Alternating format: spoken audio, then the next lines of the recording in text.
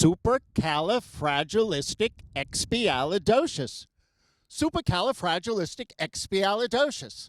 I've heard that word pronounced an awful lot in the past couple of months, and hopefully you'll hear it this weekend, as Hull High School Theater Arts will be the second high school in the state to present Mary Poppins. It's an incredible show, and we do hope you'll be here to join with us in the fun when Mary Poppins comes to town. It's getting kind of cold out here, but at least it's not snowing. Hard to tell the way it looks around here now, but come on in with me to the high school and see what it's really like with Mary Poppins. You know, normally I take you in the front door to see what Mary Poppins is like from this angle, but why don't we go backstage first? And you're going to see something you will not see in most high school, community theater, or regional theater shows. Mary Poppins was just released, and we're very, very proud and very lucky that we were able to get a waiver so that we could get the rights to present it this year. I'm retiring, and I'm especially grateful to Music Theater International for allowing this to happen for us.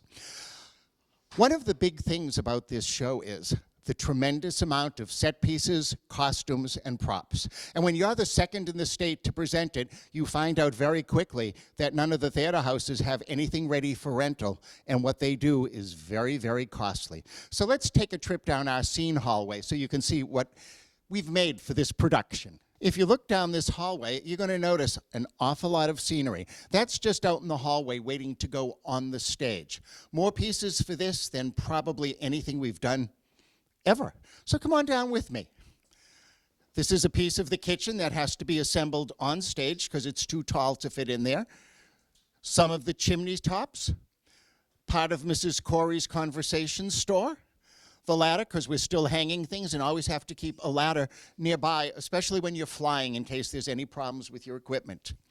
The desk and vault for the bank. The bank teller's cages. A few of the beds. Escape stairs so they can get off of the other side of the stage. More of the kitchen pieces. Fences for the garden and the park. Pieces of the bedroom. More pieces of the park and garden, more pieces of the fence, and there's a whole lot more backstage.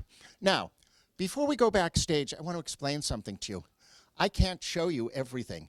As you know, Mary Poppins will fly in our production, and as part of our contracts with both Flying by Foy and Music Theater International, the flying equipment we cannot show you at this time. A little bit about Flying by Foy. This is their 5th time that they're here with us. I'm very excited. The original flying director I had many years ago when I did Peter Pan, Perry Fertig, agreed to come back to do my last show with me, and he was just incredible about doing this. You probably have heard of Flying by Foy. They're the company that flew Mary Martin in 1955 in Peter Pan and flew Peter Pan in December when it was on TV. Enough about them. I want to take you backstage to the onstage where we're going to go into the Banks' living room. Let's go. Shh. I don't want to disturb them. Hey, welcome to the home of Mr. and Mrs. George Banks here on Cherry Tree Lane. I'd like to introduce you to some of the people.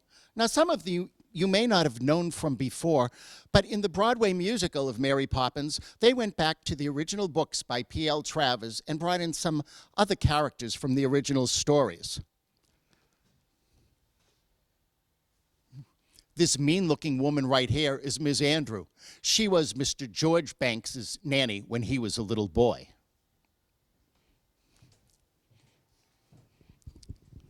Good afternoon.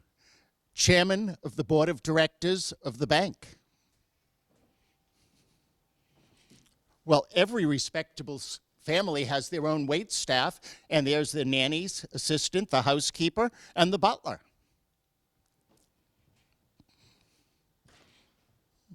Mr. and Mrs. Banks, and how are we today? Good, how are you?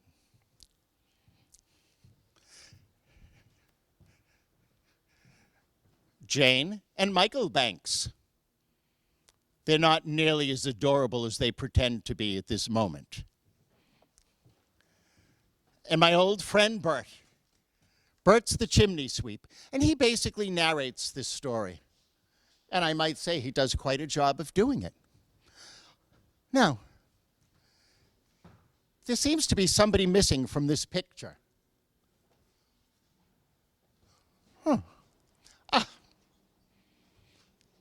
And here she is, Mary Poppins herself.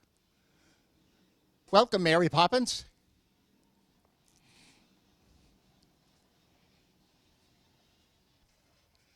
And I certainly hope you had a good flight over. Well, at this point, I guess there's only one person missing from this, and that's you.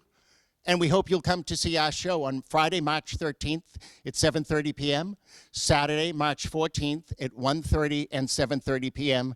And if you're trying to get tickets for the closing show, this is Tuesday when we're taping it, and we have 12 seats left.